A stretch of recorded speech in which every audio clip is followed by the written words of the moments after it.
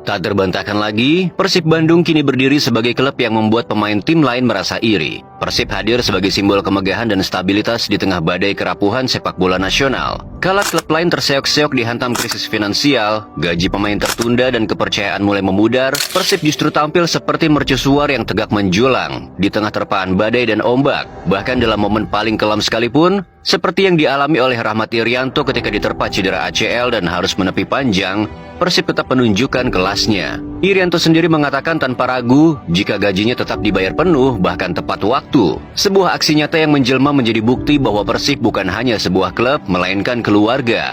Di saat yang lain hanya memperhitungkan angka, Persib justru sangat memanusiakan para pejuangnya. Inilah perbedaan mencolok antara tim yang sekadar bermain bola dan tim yang mengusung nilai, kehormatan, dan kemanusiaan. Memang menjadi sebuah misteri besar bagaimana mungkin ada satu tim yang diterpa begitu banyak badai, baik dari dalam maupun luar, namun tetap berdiri gagah paling tinggi di antara tim lainnya. Dari badai cedera yang silih berganti merobek kekuatan skuad, hingga tekanan eksternal berupa keputusan wasit yang kerap tak berpihak dan sanksi-sanksi kontroversial yang seolah menargetkan satu nama, Persib Bandung. Secara logika, secara hukum alam, tim seperti ini mustahil bisa berjaya. Hukum yang berkata, jika pemain cedera bertubi-tubi, jika wasit tak berpihak, maka juara hanyalah mimpi. Namun Persib Bandung bukan tim biasa. Mereka adalah pengecualian dari hukum itu. Mereka tidak tunduk pada logika umum. Bersama Boyan Hodak, Persib berdiri tegak. Mereka menantang badai dan menghantam keraguan dengan semua derita itu. Mereka tak hanya bertahan, mereka justru naik tahta. Tak tanggung-tanggung 2 musim berturut-turut, Persib jadi raja Liga 1. Sebuah pencapaian yang membuat semua bertanya bagaimana mungkin dan apa rahasianya. Disinilah kami hadir. Dalam video ini, Icam Sport tak akan membahas dari sudut taktik. Kami akan membawa Anda menyelami sisi lain. Sisi tersembunyi yang tak banyak diketahui orang. Sisi gelap, sisi dalam, dan sisi magis. Karena ada rahasia besar di balik kekuatan sejati Persib Bandung. Pertama, ada sesuatu yang tak bisa dibeli dengan uang. Sesuatu yang tak tertulis dalam kontrak. Sesuatu yang hanya bisa lahir dari hati, yakni cinta. Cinta yang begitu dalam dari para pemain kepada lambang di dada mereka, Persib Bandung. Dalam dunia sepak bola profesional, terutama di Indonesia, kita sudah terlalu sering melihat pola yang sama. Pemain datang, bermain, menerima gaji, kadang tampil bagus, kadang mengecewakan, lalu pergi. Semuanya terasa mekanis, datar dan tanpa ikatan emosional. Tapi di Persib, segalanya berbeda, sangat berbeda. Lihatlah Ciro Alves, bintang asal Brazil, pemain asing yang sudah malang melintang di Liga 1. Persib bukanlah klub pertamanya, tapi disinilah dan hanya disinilah ia menunjukkan cinta yang tak terbayangkan untuk sebuah klub yang bahkan bukan berasal dari tanah kelahirannya. Ia bermain seolah jiwanya menyatu dengan warna biru. Ia bertarung seolah hidupnya dipertaruhkan di setiap detik pertandingan. Saat performanya menurun, ia tampak terpukul, bukan sebagai pekerja yang gagal, tapi sebagai seorang pecinta yang merasa mengecewakan hati yang ia ingin jaga, yakni para bobotoh. Dan ketika ia mencetak gol, ia tak hanya merayakannya. Ia menangis. Beberapa kali kita melihat air mata itu tumpah, bukan karena rasa sakit, tapi karena rasa cinta yang membuncah. Seolah ia ingin berteriak, "Wahai bobotoh, gol ini adalah wujud cinta dariku kepada kalian." Disinilah kekuatan Persib lahir. Dari cinta yang tak wajar, dari sebuah ikatan yang tak pernah pemain dapatkan di tempat lain. Cinta seorang Ciro Alves kepada Persib Bandung bukan hanya kata. Puncaknya terjadi saat laga panas melawan Malut United. Di tengah pertandingan krusial itu, Ciro menerima sebuah kartu merah, kontroversial dan penuh tanda tanya. Ia marah, protes, matanya menyala, wajahnya tegang. Ia menolak meninggalkan lapangan. Bukan karena ego, tapi karena hasratnya yang membara untuk membawa Persib meraih kemenangan dan mengunci gelar juara. Namun aturan tetaplah aturan. Ciro terusir dan Ciro pun terpaksa menepi. Tapi kisahnya tak berakhir di situ. Di ruang ganti tak ada kata yang bisa menggambarkan rasa sakit itu. Ciro tak hanya menangis, ia meraung, seperti anak kecil yang patah hati karena mimpinya direbut seketika. Tangisannya bukan hanya luapan emosi, tangisannya adalah jeritan seorang pejuang yang merasa gagal menuntaskan tugas akhir demi Persib.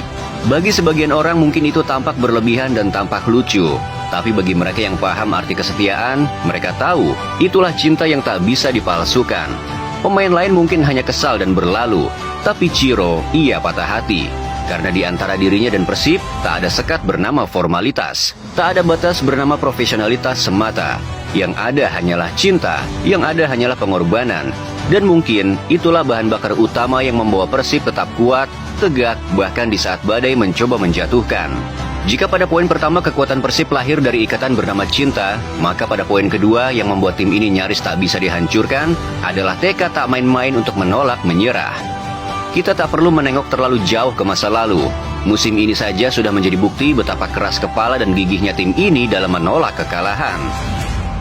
Bagi mereka yang mengikuti setiap laga Persib, satu hal menjadi jelas. Babak pertama seringkali bukan milik mereka.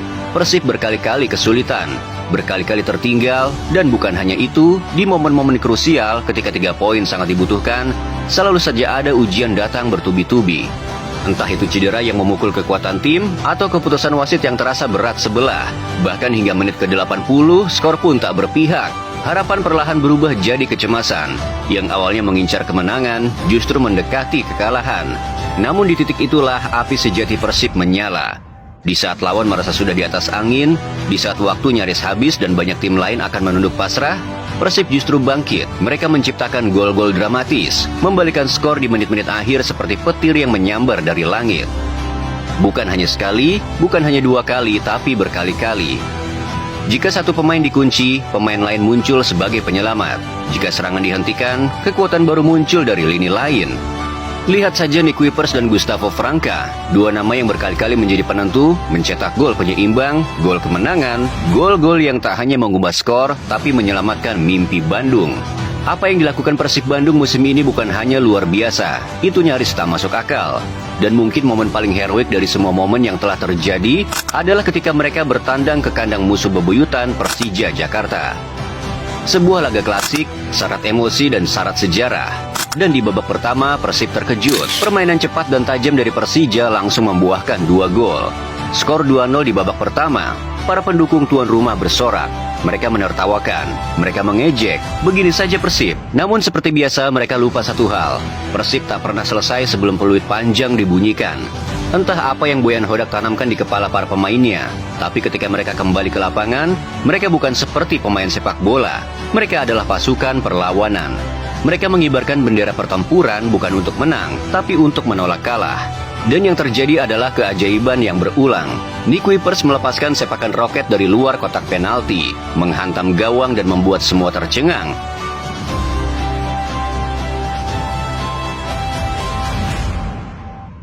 Lalu datang momen magis lainnya, sebuah chip elegan dari David Da Silva yang melayang indah melewati kepala Andri Tani. Bola itu masuk ke gawang dan membungkam seisi stadion. Skor menjadi 2-2. Persib tak menang secara angka, tapi mereka menang secara jiwa. Mereka menunjukkan kami tidak tunduk, bahkan di tanah musuh.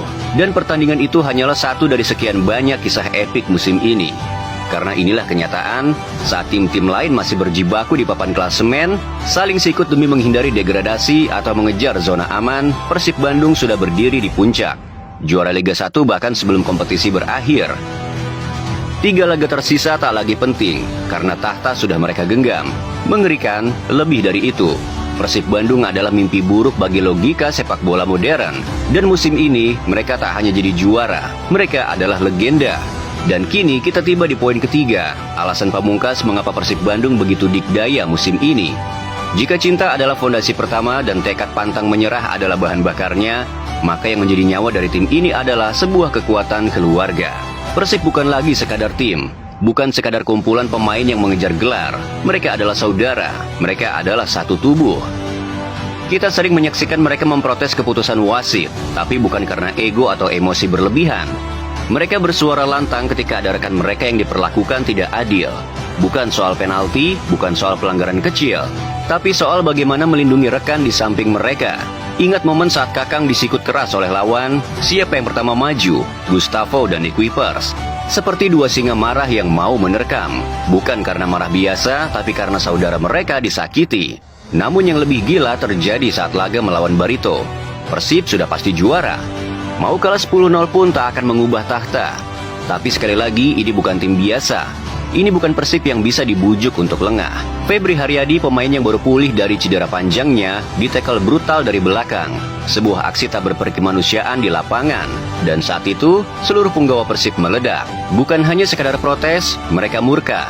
Karena bagi mereka, Febri bukan hanya rekan, ia adalah saudara. Dan jika ada yang menyakiti keluarga mereka, maka seluruh kekuatan Persib akan marah dan melawan. Hen-Hen Herdiana, pemain yang jarang terlihat emosional, meledak seperti kakak yang melihat adiknya dipukul di depan mata. Amarahnya mewakili seluruh rasa solidaritas yang mengalir dalam darah tim ini. Dan yang paling menyakitkan, dengan semua teknologi dan klaim Liga 1 yang telah naik kelas karena adanya VAR, tackle keji itu hanya dihukum kartu kuning. Tidak ditinjau ulang apalagi diusut. Sebuah lelucon tragis di panggung kompetisi tertinggi. Namun Persib tak sibuk meratap. Mereka tak butuh belas kasihan karena mereka sudah memiliki segalanya: cinta, tekad, dan keluarga. Dan itulah sebabnya bukan hanya karena skill, bukan hanya karena taktik, tapi karena Persib adalah satu hati, satu tubuh, dan satu keluarga. Maka mereka menjadi tim terkuat di Liga 1 musim ini. Inilah Persib Bandung, bukan sekadar juara, tapi simbol dari kekuatan yang lahir dari kebersamaan yang bernama keluarga. Kita akan masuk pada poin yang keempat. Kekuatan Persib Bandung tak hanya lahir dari lapangan hijau, ada kekuatan lain yang tak terlihat tapi terasa begitu nyata. Sebuah kekuatan yang mengalir dari lapangan, dari suasana, tawa, dan kebersamaan yang tak bisa direkayasa. Saat bertanding, para punggawa Persib bagikan prajurit di medan perang. Fokus, serius, mematikan. Namun siapa sangka, di luar pertandingan, mereka adalah keluarga yang penuh canda dan tawa. Lihat saja bagaimana sosok Adam Alis sering menghidupkan ruang ganti dengan kelucuannya.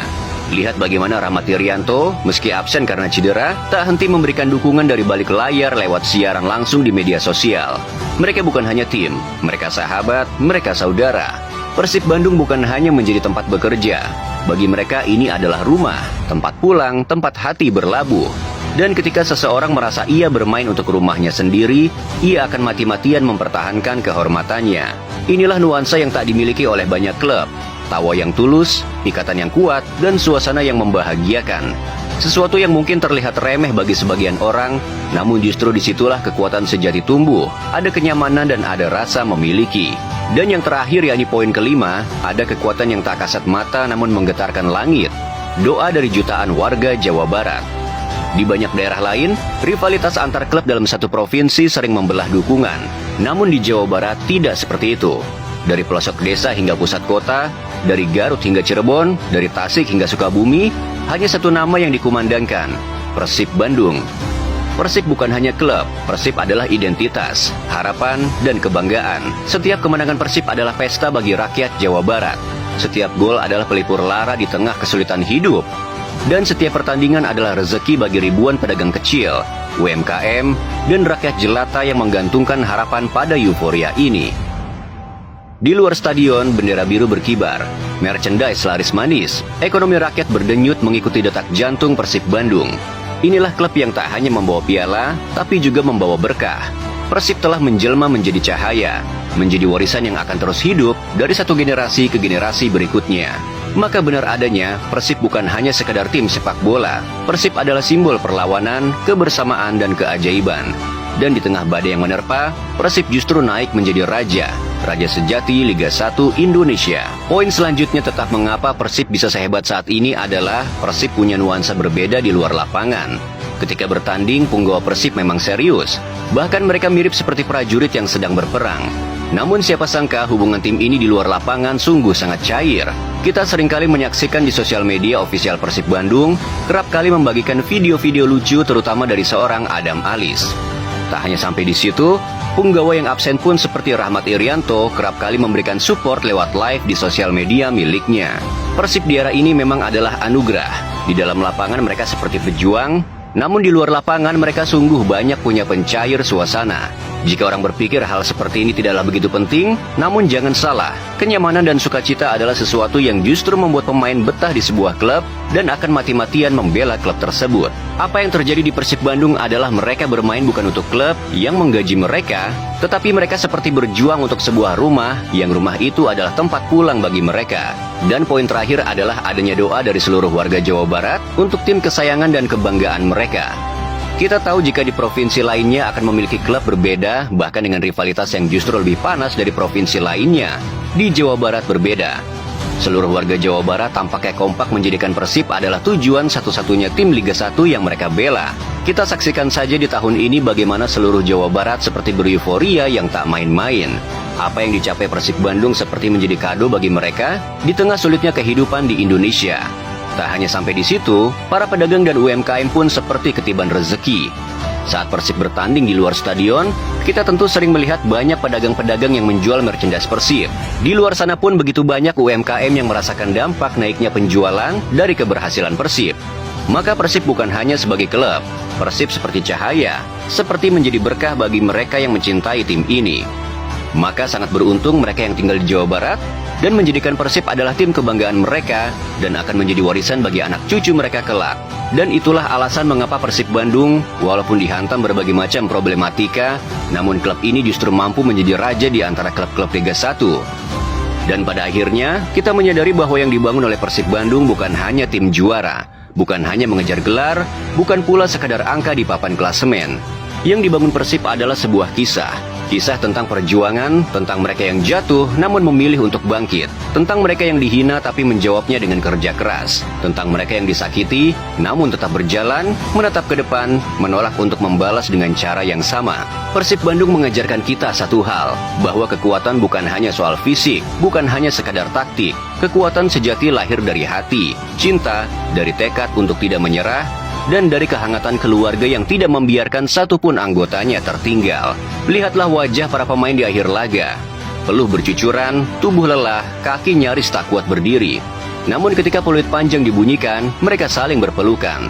Dan dalam pelukan itu kita tahu, ini bukan sekadar pertandingan, ini adalah pengorbanan. Untuk klub, supporter, untuk sebuah daerah yang bernama Jawa Barat.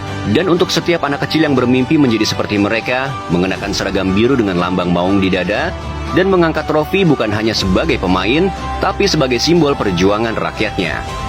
Maka hari ini saat kalian menatap Persib Bandung dari layar kaca, dari tribun stadion atau dari kejauhan, ingatlah bahwa kalian sedang menyaksikan sesuatu yang lebih besar dari sepak bola. Kalian sedang menyaksikan sebuah kebanggaan yang tak bisa dibeli, yang hanya bisa dirasakan oleh mereka yang mencintai dengan sepenuh hati. Dan mungkin di sanubari kalian yang paling dalam ada rasa haru, ada rasa syukur, bahwa di tengah segala keterbatasan hidup ini, kita masih punya satu hal yang bisa membuat kita tersenyum bersama, yakni Persib Bandung. Sebuah klub, sebuah rumah, sebuah harapan, yang akan terus kita jaga hingga anak cucu kita kelak bertanya, "Ayah, kenapa mata ayah berkaca-kaca saat menonton Persib?" Dan kita pun akan menjawab pelan, karena ini bukan hanya tentang bola, nak. Ini tentang cinta yang tak pernah padam.